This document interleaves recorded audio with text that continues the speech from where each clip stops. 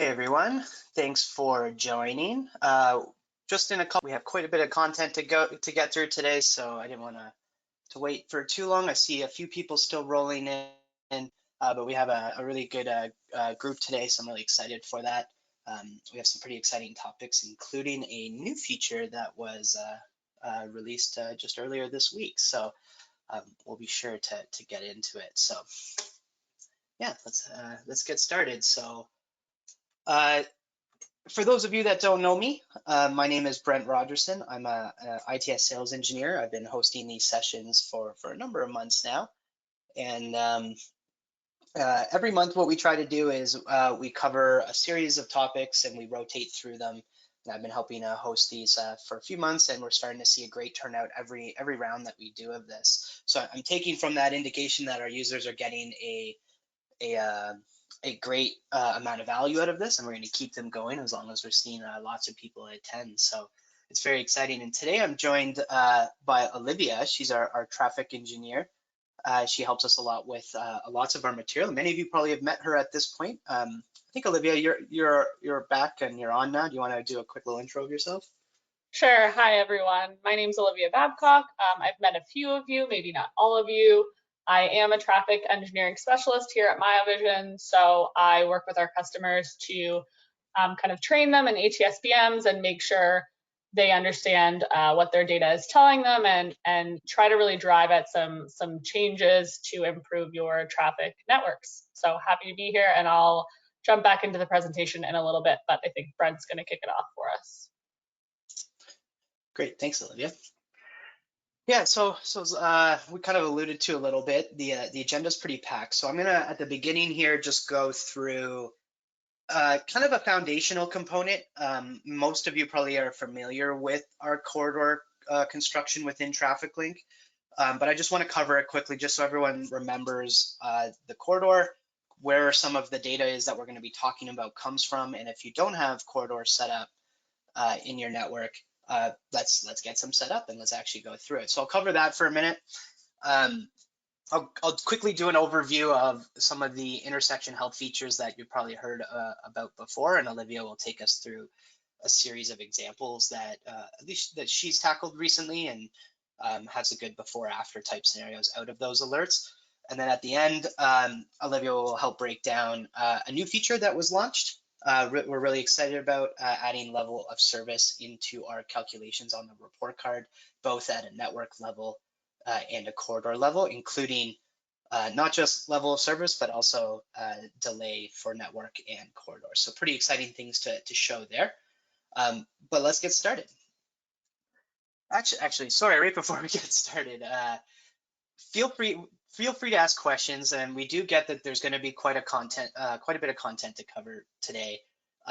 If you have questions, there is the question box that you can just submit them there, and if we don't get to all of them in the session today, we'll follow up with you directly and make sure your questions are answered. So please feel free to use that. We will try to reserve 5 to 10 minutes at the end to allow for some of those questions to be answered. There's also some videos and help articles and things that go along with some of this material that we'll highlight at the end too, so you can do some self-serving. But feel free to use that, and if I can fit in your question as we're talking, I'll try to as well to keep it in the relevant section. But anyways, here we go. So as many of you probably know, and let's start with the corridor side. This is that fundamental starting point of what a corridor is. Many of our intersections, when we configure them in TrafficLink, can be connected as a corridor. In TrafficLink, a corridor is defined as 3 to 10 intersections that are connected in a row. So this is actually setting them up for entrance and exit and actually lining them up along that corridor so that we can really look at a series of charts that are actually enabled by that. The first one being congestion scan. This is more around the travel time through that corridor. So how fast they're going, where are they slowing down, it enables that congestion scan. I'll actually show an example of that in a second. I'll jump over to TrafficLink because it's probably a little bit better to show you exactly what I mean. Another chart is the time-space diagram. This is where actually many of our some of our the poor progression alert that we see from intersection health comes from, but it also is a tool that is used when we're looking at level of service and we're looking at some of the other corridor metrics as well. So it's a little bit of a foundational component that is attached to a properly configured corridor. Corridor report cards, which Olivia is going to go pretty deep into at the end, that kind of shows some of the kind of the level of service and delay you see here at the bottom. So we'll unpack this a little bit more later on in the presentation, but it's a fairly pretty valuable piece that we just added. That's pretty exciting, all with the idea that this comes from that corridor connection. So just quickly, I wanted to take a second. Let me exit out of this and jump over to TrafficLink. For those of you that are not aware, I'm hoping most of you are at this point, but as we add intersections into our TrafficLink platform and as we connect more and more, we often look at performance measures and overall utilization of an intersection, mainly at an intersection view. What a corridor view lets us do is connect them together and expand a little bit more. There's a couple ways to get to your corridor, and sometimes, and I've heard some feedback that sometimes it's hard to get to, or sometimes it's unclear where those features are. So I quickly wanted to show you here. First, when you click up at the top little magnifying glass there, you see immediately the corridors pop up at the top. And if you click on one of them, it'll highlight them right in TrafficLink. In TrafficLink, it highlights them as blue dots, and you can see them along the corridor, and it actually calculates speed and shows you the current speed as soon as you click on them. So it pops up here, and this being a Canadian example, obviously it would be in miles per hour if it was in the US. And so it will pop up your immediate space mean speed. So this would be the assumed speed that they'd be traveling down here. Another way to look at this is if you click one down to the dashboard, it actually pops up a corridor performance page. This corridor performance page actually combines both of those concepts. One, the actual travel time, so it's a live travel time currently, and it gives you a relation to how much has that changed from historically at this time. So it gives you a quick overview of the current live performance on both travel time and the space mean speed, and you can see how much that has varied from typical at this exact same time. And this is something you may want to just post up on maybe you put that up on a monitor if you're watching a particular corridor at a time, and just to see how it's operating if you're doing some live exercises. But otherwise, this is more of just a little dashboard that you can leverage. Going over to the insight side, and we mentioned that this actually enables the congestion scan. I created a quick little ATSPM dashboard around the congestion scan to kind of show you what is enabled as well. If you're not familiar with the congestion scan, really there's two versions of it. One is the travel time index. So if I edit this and go back to the travel time index, it gives us our index in relation to free flow. So throughout the day, we can see how close to free flow is everything tracking. And if you didn't quite catch that, along the middle, each band is a section of the corridor. So it goes from one intersection to the next, and it highlights the exact distance between each one of those intersections. And then left to right, on the left side, southbound, we'll see throughout the day what was the travel time index between each segment of that corridor going southbound, and similarly northbound, each segment of the corridor as well. It really helps you kind of determine where are the slowdowns and where are things occurring throughout the corridor so that you can target into the exact problem. I often think about the corridor congestion scan in terms of speed, mainly because as a driver, I think about more about how fast I'm going. And so you can toggle back over to the space mean speed and see historically what are the general speeds or assumed speeds people would be driving based on the travel time and the distance. So we can see throughout the day which intersections are successful or how consistent they are, and which intersections potentially are causing a slowdown in the network. So this is all enabled by actually setting up a corridor, and I'll kind of show what that looks like in a second. Sure. The other piece that this enables is the time-space diagram. And so, sorry, the time-space diagram is a foundational component to the intersection health alert that we're going to get into next. But it's really looking at how successful and how efficient a coordinated scenario could be, or how well cars are actually progressing from one segment to the next, and will they hit the green band, and will they continue down the corridor as expected. And you can configure this in many different ways. You can choose different times of day, different start times of the day. So if you're looking at, say, your AM peak or your PM peaks, you can actually assess how well are they coordinated, or how well is it working at that exact same time in terms of progression. And from here, this is actually where we calculate a lot of our efficiency scores that Olivia will get into in a little bit when we get to the intersection health alerts and the network charts. But this is a piece that gets enabled on the analysis tab.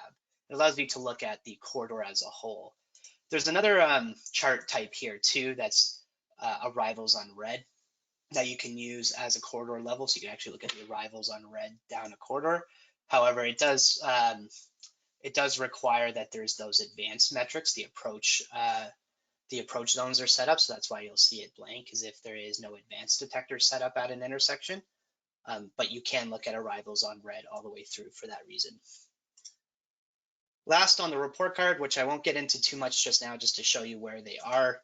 Every time you do add a corridor, it gets added to the list, and you can have any number of corridors that you want configured in your platform, so you can keep adding them, and you can keep designing new ones as long as they're between 3 and 10 locations. And so a big question that I always ask our new users, or at least as we're onboarding new users into the TrafficLink platform, I often ask, how do you want to measure your corridors? What is the start? What is the end? How do you prioritize corridor progression? Is it in often relation to your signal timing? So where's the starting point, say, of where the offset is 0 and everything is offset from that intersection? Or where are the problems occurring that you're trying to measure throughout?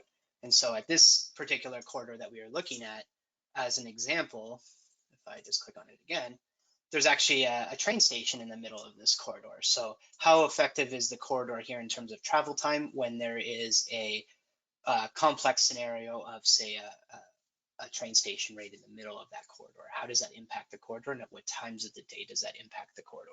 So these are all questions you can ask based on configuring different versions of it in relation to different signal timing plan models, or even particular problems that occur. And you can configure as many of these as you want. They just keep getting added to the list. If you do want to configure one on your own and set one up, we'd be happy to show you how to do this. There are videos about it as well. If I go to the bottom left icon, configuration, it gives you the view of your intersections, and then you have the option in the top right to add a new intersection or add a corridor. If I were to add a corridor, you simply just name the corridor. Where do you want to start? And so if we just said test, say we wanted to start just at a north intersection, and I won't configure a whole thing here, just to kind of show you what I mean. And then you can just simply click on an intersection or a series of intersections and add them into the list. There's a whole video that just got sent out in our recent release of this feature that kind of explains fully how to configure a corridor. It's pretty straightforward. There's a couple calculations on getting the distance and the free flow travel time added at the next step, but generally it's pretty straightforward to set this up. So I wanted to make sure everybody was aware of this feature, how to use corridors and where you could set them up. And I would encourage you to go think about how to get them configured, or how to add more in a way that you can start reasoning with some of the data that you're seeing as well. So kind of wrap up corridors there. All right, so transitioning out of corridors a little bit. Corridors is, oh, I just see a question from a customer that I'll answer before I move on. So the question I just saw pop in, can corridors be L-shaped, not just a straight line? So currently it's only a straight line, or just a segment of the road in one direction. You can't, the metrics aren't necessarily set up to do an L curve or multiple directions within the same corridor. It's pre-designed around, say, northbound to southbound or southbound to northbound, but not a combination of the two just yet. But I'll certainly add that to the feature list to make sure maybe we can get a little bit more specific and clever about how we use corridors here. Good question, though.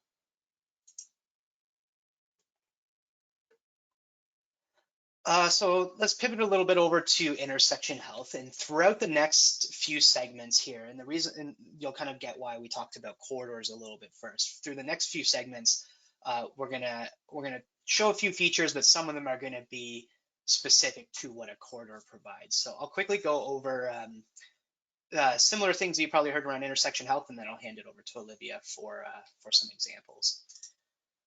So as many of you are aware, and you've probably heard me say a few times now, intersection health is a tool that we use to help automatically assess those ATSPMs, or automated traffic signal performance measures. This is how we're trying to help save some time. We're trying to identify common problems in the network for you using software tools so that we can spend less time finding the problems and more time fixing the problems in the data sets themselves. And so intersection health was launched to really help accelerate time and really help with efficiencies. And currently the tool is assessing in terms of time frame, it's looking at the previous month. So the last 30 days or the previous month's 30 days. So we're in June now. All the data in your account in the intersection health tool that you'll see is based on May's data. So it's looking through a significant amount of data, so 30 days generally, and it's looking for a problem that's consistently there throughout more than 50% of the days of the last month. So it's not looking for necessarily day-to-day fluctuations. It's looking for consistent problems within the network that could be solved. So there are 3 different problems that it identifies today. The first one is suboptimal green split. This is identifying an imbalance in performance between competing movements. So a through movement and the opposing left as an example. How well is the timing balance between the two? If one has a lot of spare capacity and the other has a lot of split failures, could they be balanced differently to help create a little bit more of a balance between these movements? The second one is the phase termination issue. This is a little bit more of an obvious one where it's assessing if minor movements are not terminating properly. So side street movements or side street left turns or even mainline left turns, they're generally minor movements at the intersection in comparison to the main through movements. But if those minor movements aren't terminating properly and they're taking a lot of time from the major movements, those are very straightforward and simple opportunities to terminate a phase sooner and move that time back over to the main line, which could be suffering from lack of time. And we're looking for those phase termination problems at those minor movements. And we actually classify them in the configuration as major and minors, and we actually assess which ones those would be to help balance and reduce some of the noise of all the movements, because really efficiencies come from terminating those minor movements. And the last one, which kind of wraps us back to corridor a little bit, is looking at poor coordination. And this is going to come up in one of Olivia's examples here in a second, but poor coordination is really taking a look at how easily or how efficient can vehicles get through a corridor and which intersections are causing the breakdown in that corridor configuration. And this allows us to assess essentially that coordination scenario. How well is it coordinated? Is it working in a way that every intersection is performing and behaving in the way you'd expect it? And if it's not, which intersection is the one that's breaking down and which one is reaching a poor efficiency score throughout that corridor? So those are the 3 issues that, or 3 opportunities, I guess I should say, that our platform identifies. It doesn't mean you always have to action those opportunities. You could just accept them as, yeah, that's by design, or that's an issue I'm aware of. It's a little bit more complex than just saying it's a problem. So you don't necessarily have to acknowledge it other than it'll be in the platform. But if you do go out and make a change, it'll clear on its own and you don't have to acknowledge it beyond that. So maybe I'll hand it over to Olivia here, and maybe you can take us through a few examples of how these alerts have been used in the past. Sure, sounds good. I think I'm sharing my screen now. Can you confirm that? Yep, I can see it. Perfect. Okay, so I'm going to take us through a couple of examples here. And we're going to start with a suboptimal green split. Just to quickly go over some reasons that you might be having a suboptimal green split, or you might have that intersection health alert for a suboptimal green split. So like Brent said, it is an imbalance of performance between competing movements, but that can kind of be present in kind of two ways. So it can be competing movements that are directly competing, so northbound left, southbound through as an example. And then it can also be perpendicular movements, sorry. So say northbound through is really performing well, but eastbound through is suffering. Obviously, those two movements can't happen at the same time. So perhaps we could shift some green time in that way from northbound through to eastbound through. So I will now take us through our example. So there's kind of two parts to this example because they did kind of make a few changes and then come back to it and make a few other changes. So they have been working on this. This customer has been working on this intersection, which is great. So in this example, we're starting way back in October. We're looking at a suboptimal green split in that southbound left movement, where you can see we have a split failures, 44% split failures. So pretty obvious here what the issue is. Southbound left split failures, 44%, not great. So we're trying to see where we can maybe take some green time from another movement and shift that green time around to kind of alleviate some of those split failures. So in this image, we see that it's a PM weekend issue. It's also an AM weekend issue, and that's kind of what we're going to look at first.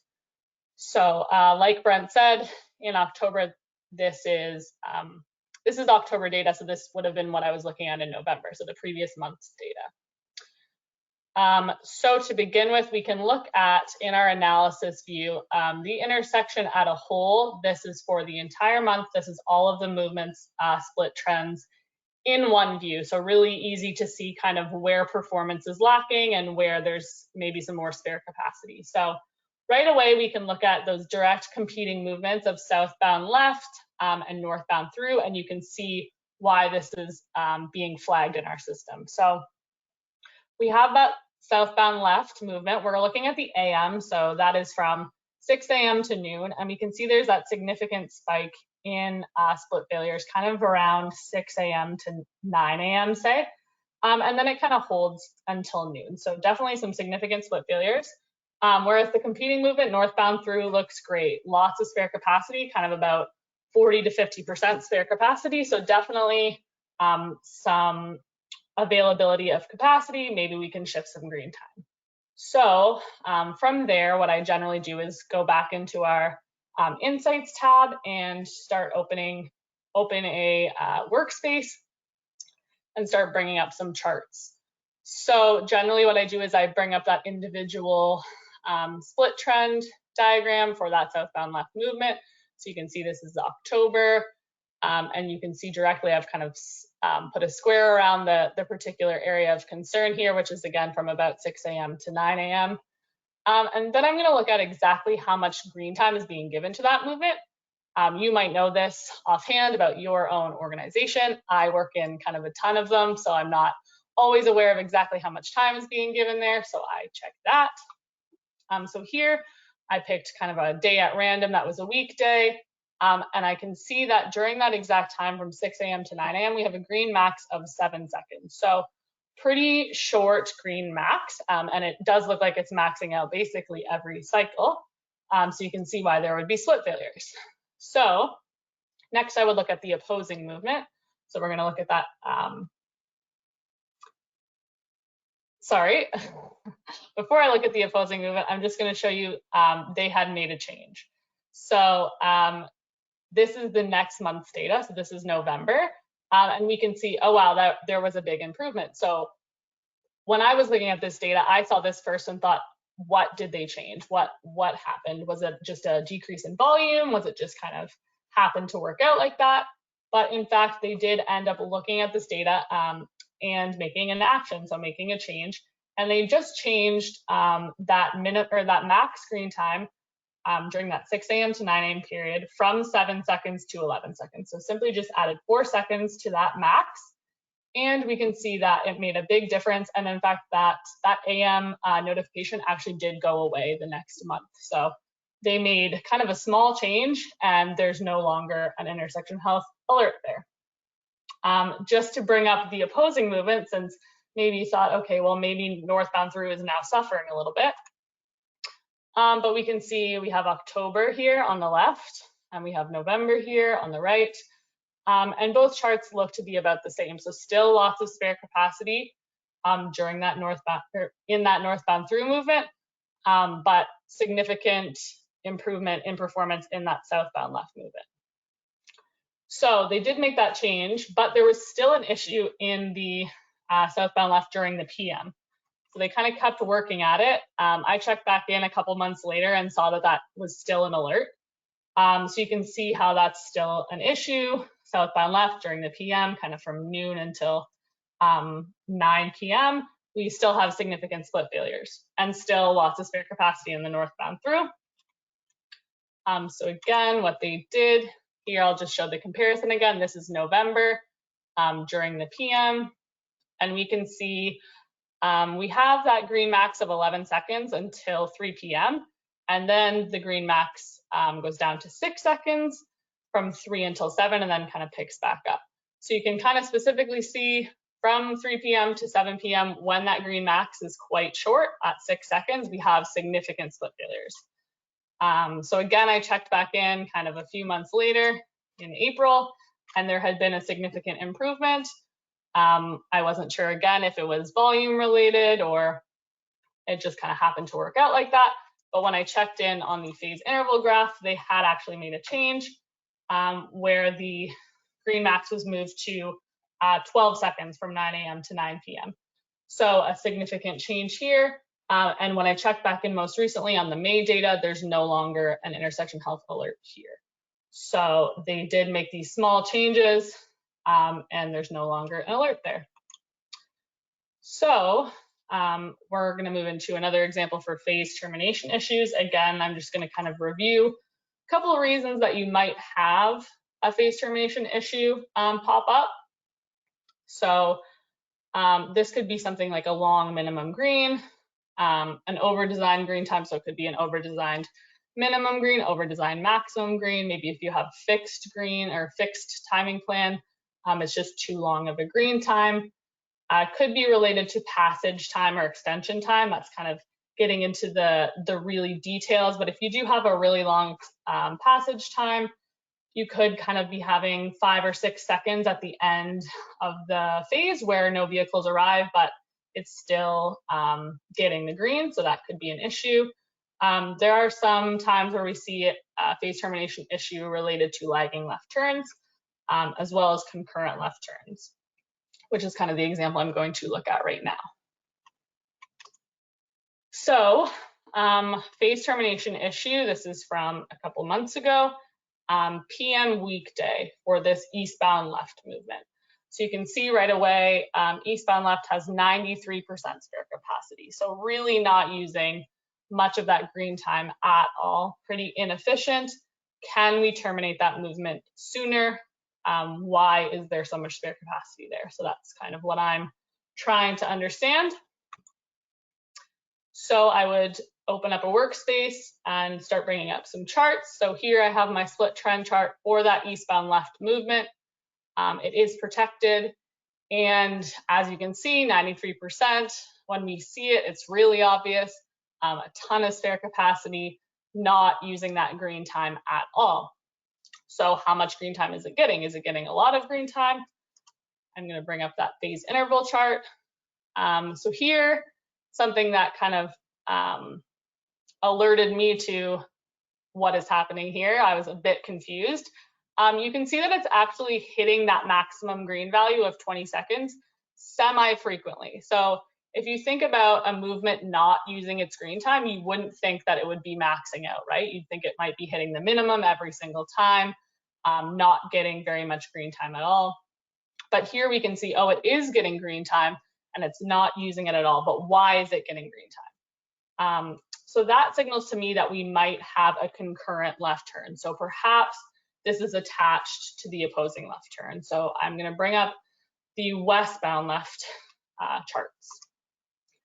So westbound left looks to be using the green time significantly more. A few split failures in the morning, but looks like it's operating pretty well, pretty efficiently. Maybe could reduce the max a little bit there. It's using kind of 60% of the green time that's being given, but certainly more efficient than that eastbound left.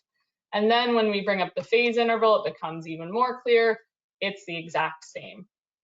So eastbound left, westbound left, getting the same green time when clearly they don't need it.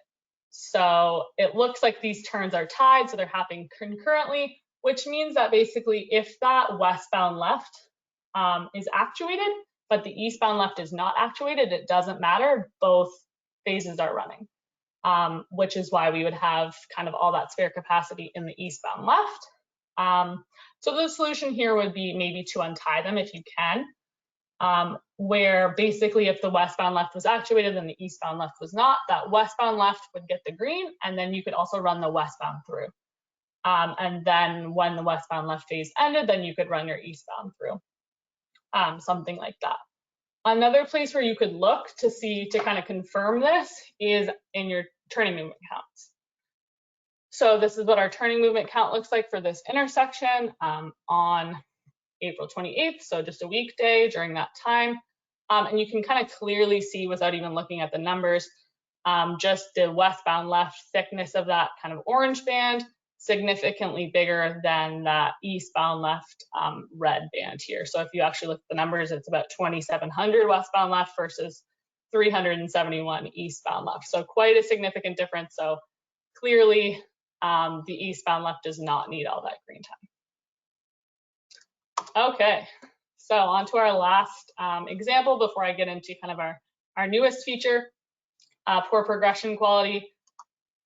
Poor coordination, as Brent discussed, you do need a corridor to be configured within TrafficLink to get this notification, to get this intersection health alert. It also requires that the corridor is coordinated for kind of certain periods of the day or major kind of chunks of the day. Otherwise, it won't be identified as poor coordination because we don't identify that it's coordinated at all. So a couple of reasons that this might get flagged for your intersection could be that the offsets are suboptimal. So maybe you haven't calculated them in a while. Maybe there's been a change in volume or speed limit or geometry at an intersection. Maybe a lane's been added. If it's been a while, then perhaps it's a suboptimal offset. Could also be that maybe there was some human error related. It's not typed into the controller correctly, something like that. And then it always could be associated with a little bit of clock drift there. So an example here, we have a poor progression quality alert for the AM weekday. This alert just identifies kind of an intersection where it thinks that coordination is breaking down or where it's calculated that coordination is breaking down. It can be multiple intersections identified. In this case, our intersection is only our corridor is only 3 intersections long, so it's identified the middle intersection, so that kind of makes sense. And we can see it's westbound and eastbound. Poor progression. So in the top right, we can see our corridor. Like I said, it's 3 intersections. What I do when I see intersection health alerts for poor progression is I immediately check the time space diagram. So if it's for the AM, I will try to check a few times throughout the AM to see if I can identify what looks like a coordinated period that's not working as well. So here I have pulled up a time space diagram for about 11 AM. This should be coordinated in the eastbound and the westbound direction. In this example, you can see there is okay coordination in the westbound, so that's our pink bands here kind of going bottom to top. But there should be eastbound bands that are blue going from top to bottom, and you can see there are none.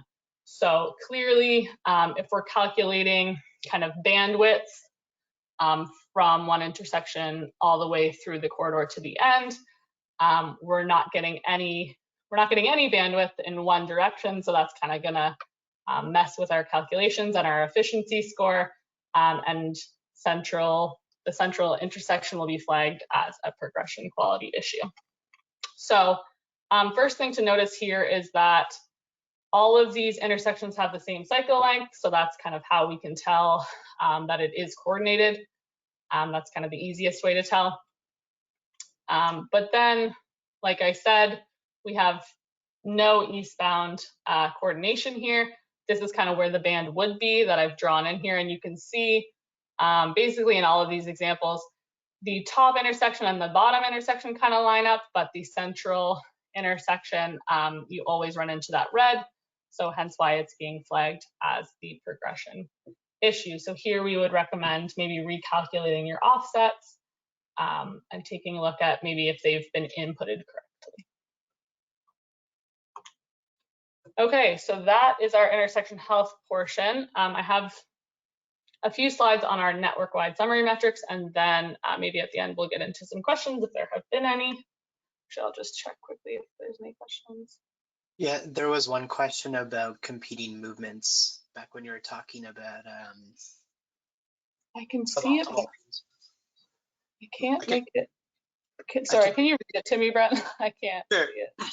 So the question was, what about pedestrian competing movements? Is there a platform for that, or a pedestrian activity considered in currently available analysis today? So in this analysis, we're solely looking at the time being given to vehicles. That definitely is a good point, but our analysis is solely looking at the time and the performance of the vehicular movements. That's in relation to the intersection health alert. I think maybe there's not exactly maybe what you're looking for, but we do in our safety charts have pedestrian compliance when it comes to more so just the perspective of the pedestrian when they're are they in the crosswalk when they're supposed to be, and are there pedestrians in the crosswalk in general sense. So there is a metric for pedestrian compliance that if you don't have that in your account, we can add it as a safety type focus chart. So it's not directly about how pedestrians are competing against vehicles for time. It's more so in the compliance concept of our pedestrians using the crosswalks in the way they were designed. So it's partially something available in there under pedestrian compliance, but maybe not directly in relation to the intersection health alerts. Yeah, and another point too is there might be an occasion where you have an intersection health alert for maybe wasting green time, but it also might be related to if you have your pedestrians in recall, say, so you're having that pedestrian time and that light is far longer than the vehicle's need, say. So that might get flagged as an intersection health alert, but we wouldn't automatically tell you that it's, hey, maybe your pedestrian walk times are a little long, or maybe you don't need it to be in recall, but that would maybe require a bit more digging. But I have seen situations where that is the case. Oh, there's another question that just popped in. Okay. Do the intersection health alerts update daily? So no, they are based on the previous month's data. So it would be on, say, the first of every month. So June 1st, it would refresh with all of May's data. So it assesses all of May and provides the alerts around May. And then on July 1st, the same thing will occur where everything will update based on June data. We have received some feedback since the launch of that feature that it would be nice if those timeframes could be configurable and they can be somewhat acknowledged, because even in this scenario, say an alert comes up every single month, but for some reason it's by design, or the corridor is too complex to actually solve that problem in the way without maybe doing construction work. And so it does update once a month. And we've heard a couple times now where it would be useful if that could be configured for different times. So our product team has taken that feedback and is thinking about how to make that configurable in a way that you can choose how you want to interact with those alerts. But for now, we kind of took in our first step just to somewhat reduce the noise of alerts. And what I mean by that is like day-to-day fluctuations could be caused by, say, like simple things like, say there's a car accident, you'd get a progression alert or something like that, which may be somewhat relevant in the moment, but maybe if you're looking the day later, then maybe it's not as relevant other than it occurred. But So those types of fluctuations we are trying to filter out initially, just to reduce some of the things that you don't necessarily plan for anyway. It's more so we're looking at the typical consistency of each one of these problems, and how consistent is it in at least 50% of the days over the previous month. And then from here, based on some of the user and customer feedback, we'll hopefully open that up and just make it a configurable option in the future. A good question. Perfect, thanks, Brent. Okay, so I'm gonna go through our newest feature, network-wide summary metrics. So, previous report card, which you would have seen as of last week, kind of looked something like this. We have our corridors, our intersections. We can configure lots of different templates, and we have several different summary metrics. And then now, the only thing that's been, well, a few things have been added, but now we have this network tab that we can navigate to, just the same as we do intersection and corridor, just by clicking on it. And we do have a few new metrics, including level of service and delay, which I will get into. So just kind of going to go over how some of these things are calculated, and just a little bit of context on them. So here we have our corridor tab, and you can see the new things that have been added, like level of service and vehicle delay. Oh, sorry. So level of service, we are calculating based on our travel time index. So we had always been calculating our travel time index. That was something that Brent kind of reviewed earlier, that you can look at in the corridor congestion scan. And that's just showing us comparing travel time to free flow travel time. And then we can use those values, and we have this chart here from the Highway Capacity Manual that just kind of directly converts those values to a level of service. So here, for this example, we have, for our primary data set, we have a TTI of 1.85. That translates to a level of service C. And you can see both were C for primary and baseline data sets for the northbound direction. Southbound, you can see it changed from a B to a C. And then we also have vehicle delay along a corridor. So that's going to be the median travel time minus the free flow travel time. And that is normalized delay of the corridor. And it's given to you in seconds along the entire corridor. Oh, sorry. And then the remainder of the metrics here were available previously. And then network-wide, we have similar metrics. Just going to go over how they're calculated same way here. Level of service, using that travel time index, the average of the travel time index of all of the corridors. So if you are kind of a smaller install perhaps, and you don't yet have a corridor configured, or maybe you just have one or two intersections, the network level of service won't be available because it is based on the average of corridors. And then vehicle delay is normalized using the number of intersections per corridor. But again, it's looking at your corridors, delay along the corridors, and it's the network average per link. And then the split failures are actually, they will be available to you regardless of if you have a corridor or not, because they are calculated using all of the intersections throughout your network. So it's the network average of intersections. So here we have 70, in this example, we have 7.4 split failures per hour during this period. So that's from 6 a.m. to 10 a.m. Yeah, so average per intersection throughout the corridor, or sorry, throughout the network. So I just have one example to go through of just kind of how to interpret some of this data. So you are able to set up your own templates, which is great. You can make it really customizable. Set it to be more interesting to you or to be more specific to your needs. So you can create your own templates. In this template, I set the date range to be relative. So when I was looking at this, it was in April. So we have the primary data set, which is going to be kind of your bigger number here, is 1 week to April 10th.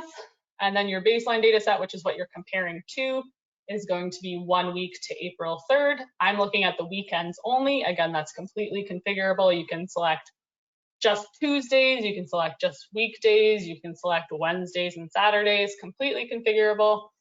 And then I have my fixed parameter of hourly. So that's just gonna be how my data is presented to me over across 24 hours. So again, you could pick, if you were interested in looking at things for just your AM peak, you could pick kind of 6 a.m. to 9 a.m. In this case, I'm looking at the full day of Saturday and Sunday. So split failures, again, on a network level, are looking at all your intersections, so all movements, all intersections. So in this example, there are on average 4.5 split failures per hour per intersection.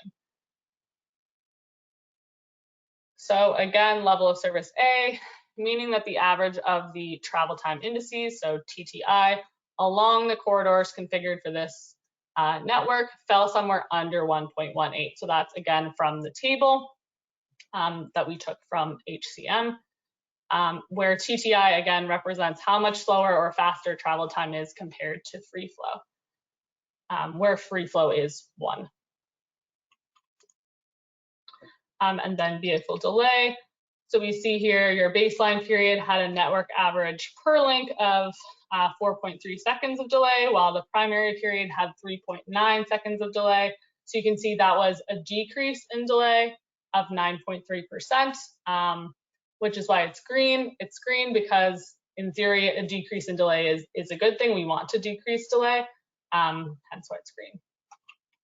And then lastly, just to reconfirm, our baseline period had an average of 4.2 split failures per hour on the weekend over that 1 week to April 3rd, while the primary had 4.5 average hourly split failures 1 week to April 10th, which represents a 7.1% increase. Again, an increase in split failures in theory is not great, and hence why that is red. So just a quick example of how to interpret this data, tons of different ways to use this information. Yeah, and I think that is the end of our presentation. Brent, do you want to speak to the Help Center? Sure, I was wondering, Olivia, since we have a few more minutes, maybe let's do one more example. I think you had an intersection version as well in there. One of the users just posted a question as well to clarify the primary baseline date range. The example shows the week leading up to April 10th and April 3rd. Maybe if you could kind of answer that question and maybe do one more example, because I think the report card is a very valuable feature when doing even before after analysis or different versions of comparisons over time, and I use the report card pretty consistently for those concepts. So maybe let's run through that one more time to see if it lands. Yeah, there's a lot going on, so I understand why there's a question. So when we're setting up a template, we have the ability to select kind of whatever date range we want. If we do make it relative, then we can do kind of 4 weeks to the date that we're at. So in theory, I probably looked at this on April 11th.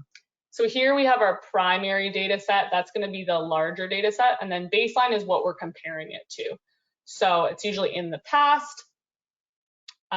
You could compare, we saw lots of people using it for kind of COVID to see how things were looking before COVID, if you were set up before then, and kind of after or throughout to see how things were progressing. Just a good way to compare, and you can set that to, yeah, however long you like. In this case, we have 4 weeks, so the 4 weeks up to April 10th, so that'll be kind of chunk of March and some of April. And then kind of the 4 weeks before that are 4 weeks to March 13th, so that's kind of half of February and a bit of March. So we're comparing those two data sets.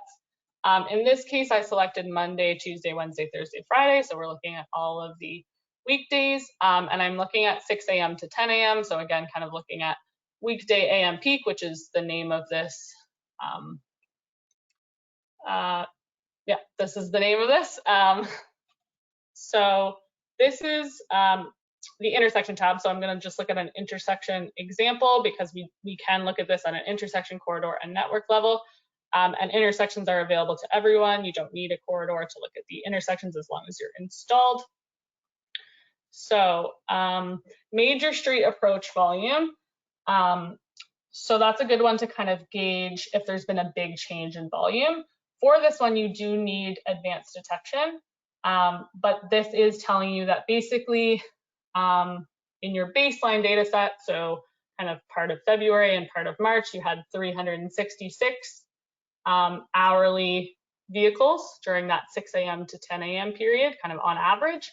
And then we compare that to the primary data set, where we had 407 hourly average approach vehicles. And then that's just a change of 11%. We leave that one gray because an increase or decrease in volume isn't necessarily a good or bad thing, but you can just see by the arrow that it's an 11% increase from your baseline data set. And then split failure. The way to best read this is below split failure. You can see that there kind of gives you how it's being calculated. So this is the hourly average split failure. So here we have a really low split failure count. So the primary data set, we can see here an hourly average of 1 split failure per hour at this particular intersection, as compared to the 4 hourly split failures from the baseline data set. So that's a decrease of 75%, which again, in theory, decreasing split failures is a good thing. So we show that as green, even though it is a decrease. So that decrease is welcome. It's a good thing. I think that was, yeah. Did that add anything or clarify anything, Brett? I think so. I hope the individual that asked it got what I got out of that as well. So that was a good response. I do agree. Like it's in some ways it feels like a lot when you look at the report card, but the amount of useful information that's there, it does, once you get the hang of it, and once you go through the primary and baseline sets, it does help quite a bit. And what Olivia was talking about when she was showing at the top there where it says weekday AM peaks, you can actually create these customized templates. So thank you. I did not remember the word for template, so thank you. No problem. But they're pretty easy to set up, and we do try to give some default templates. One of the default one is the weekday AM peaks, but they can be heavily customized in a way that it actually kind of bookends a particular problem or a change that was made. Like Olivia said, I've seen many custom templates around before COVID versus during COVID, and then hopefully soon there will be a post-COVID version that we see pop up in some of these templates as well. But if you're looking to get some of these set up, feel free to reach out to us. We can help you work through the parameters and make sure you're fully understanding, and maybe a one-on-one session if that would be helpful, just to how to make these report cards relevant to you. Just looking at a second question that came in about report cards, is there a way to turn these into PDFs? Unfortunately, at the moment, that's not a downloadable option. I think if you do a print screen, I think kind of like what you're indicating in your message there, that it could turn into a fairly clean printable version of this, but I'm going to make sure I provide that feedback to our product team to flip this into something that you could download as a report and circulate.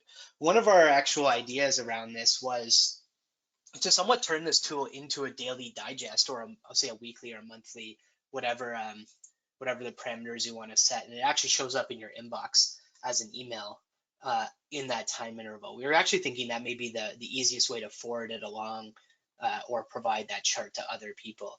And when we started talking about that, the same concept of intersection health alerts came up. Why not start providing that in some sort of an email template or a downloadable trend version of it, in a way that you can get this message once a week or once a month that actually had, here are your changes in intersection performance, and here is the overall alerts that have changed as well throughout those corridors. So that is a series of feedback we've heard so far, and I'll make sure I add that to the list. But unfortunately, not a direct PDF download of this, but I can see how that'd be helpful. Just before I wrap up this session, this was really good, and thank you so much, Olivia, for taking us through that. Lots of great content in here, and I can imagine many of our listeners may want some more. So if you do want a one-on-one session to look at this data specifically to your network, we'd love to do that. We talk about this all day long, so we would love to help you out. But if you just want to go and explore and check it out a little bit on your own, we do have some knowledge base articles that you can go check out.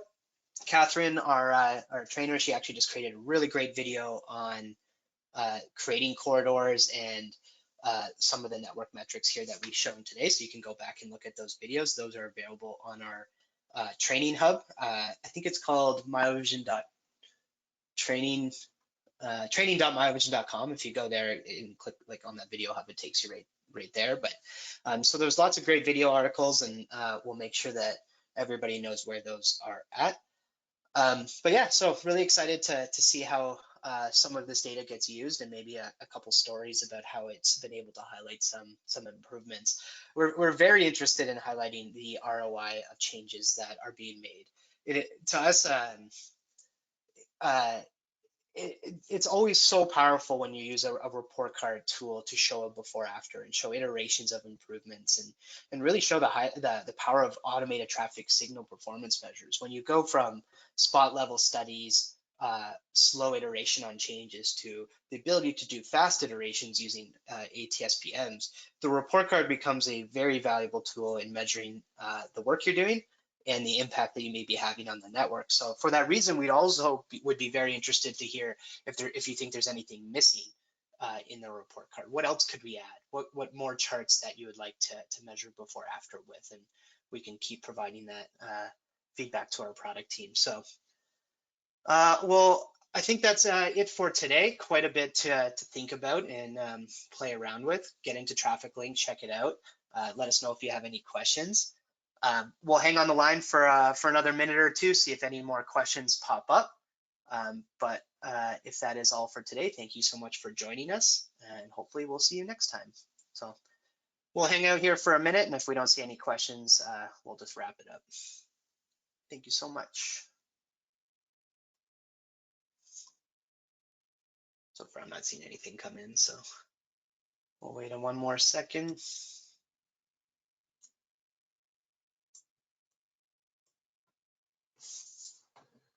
All right, I'll take that as a sign that there's no more questions. So anyways, thank you, everybody. We'll wrap up now. See you all next time. Thanks.